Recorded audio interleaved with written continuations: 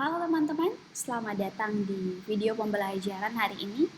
Kita akan membahas satu topik yang sangat penting dan berpengaruh dalam dunia pendidikan, organisasi, dan pelayanan, yaitu kita akan membahas mengenai kepemimpinan transformasional.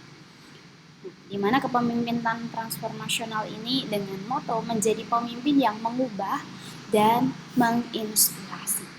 Nah, kepemimpinan transformasional itu apa sih teman-teman? Kepemimpinan transformasional itu adalah satu gaya kepemimpinan yang tidak hanya fokus pada hasil, tetapi juga proses. Jadi ada proses perubahan dan pertumbuhan manusia di dalamnya. Pemimpin transformasional itu bukan hanya mengarah, tetapi bisa menginspirasi dan mengubah. Nah, saat ini dunia ini membutuhkan pemimpin yang bisa mengubah, bukan hanya mengatur atau mendelegasikan satu tugas. Kepemimpinan transformasional itu menginspirasi dan menumbuhkan orang lain. Nah, sehingga kepemimpinan ini fokus pada perubahan nilai. Ada perubahan yang terjadi, perubahan nilai, motivasi, dan perilaku. Lalu kita melihat ilustrasi pada gambar yang terdapat di atas, di mana ada 3 orang, di situ dia saling bergandengan tangan.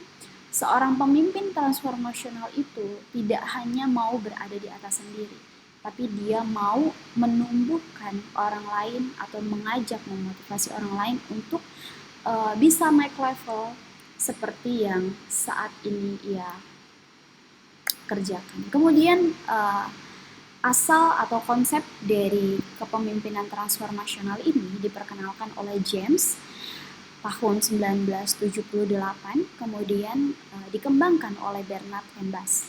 Nah, pemimpin transformasional menurut James, dia memiliki satu quotes yang begitu bagus mengubah. Kepemimpinan transformasional itu menginspirasi orang lain untuk melampaui kepentingan pribadi demi tujuan bersama. Jadi tidak hanya tujuan pribadi yang dia capai, tetapi untuk kepentingan bersama. Nah, istilah transformational leadership ini menurut mereka, menurut James, kemudian Bernard juga, ini adalah kemampuan untuk menginspirasi ya, serta ada perubahan keyakinan, nilai, serta perilaku pengikutnya agar mereka itu dapat melampaui kepentingan pribadi demi tujuan bersama. Berbeda dengan kepemimpinan transaksional. Kita bisa melihat ada beberapa perbandingan.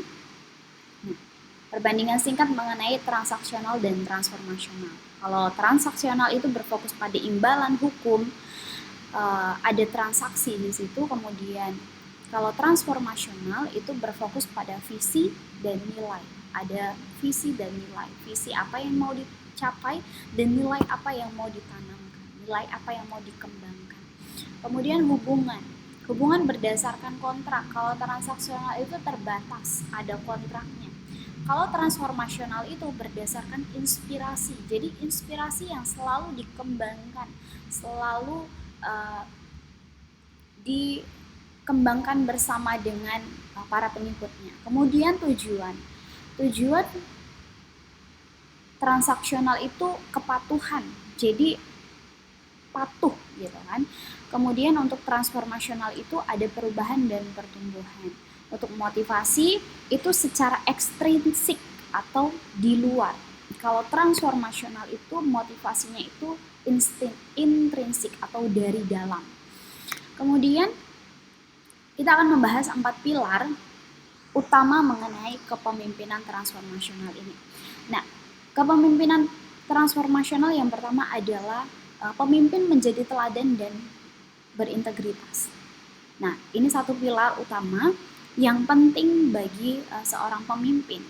Menjadi panutan. Seorang pemimpin itu harus bisa menjadi panutan, menjadi inspirasi moral, kemudian memimpin dengan teladan, bukan hanya secara kata-kata.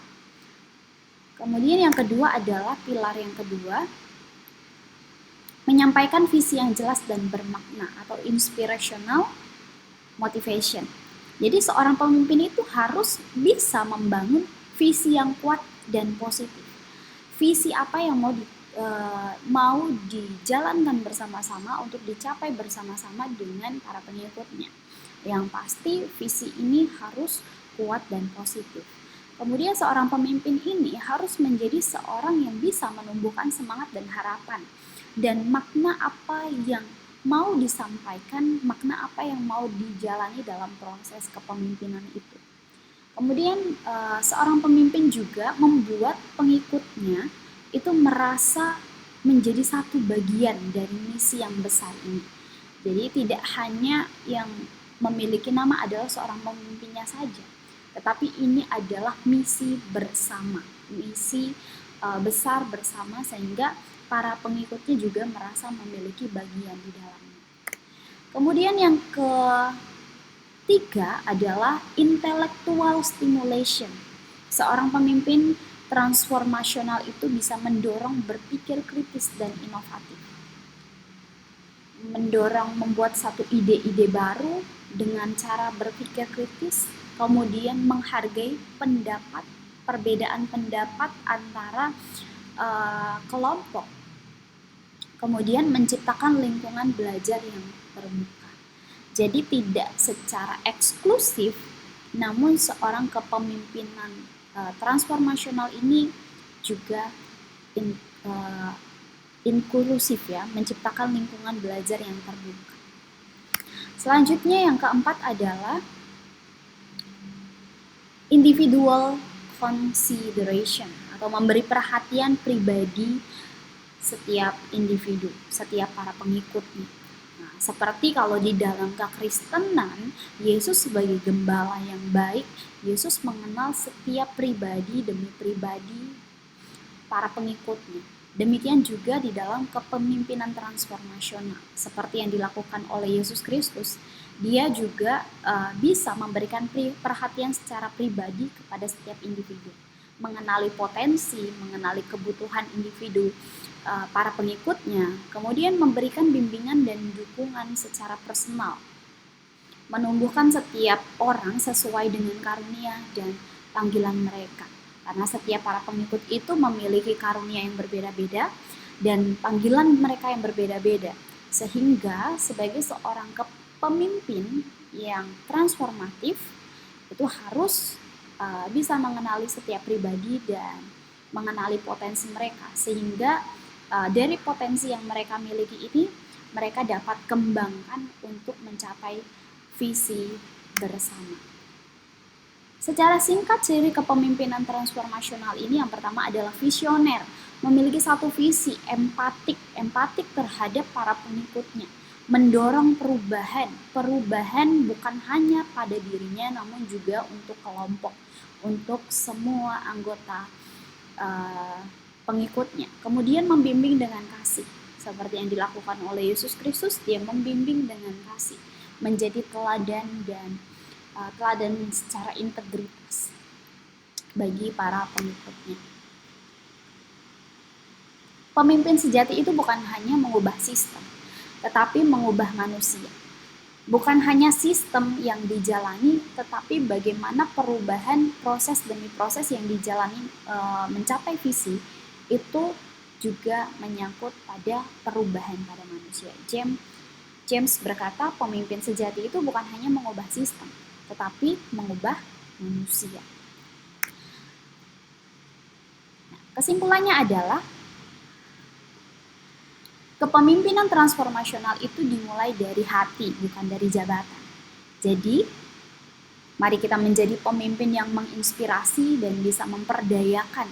Be a transformational leader.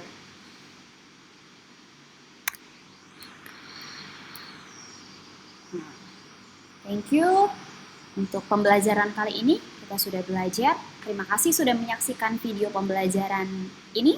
Sampai jumpa di sesi berikutnya. Dan tetaplah menjadi pemimpin yang menginspirasi dunia melalui karakter dan keteladanan kita semua. God bless you.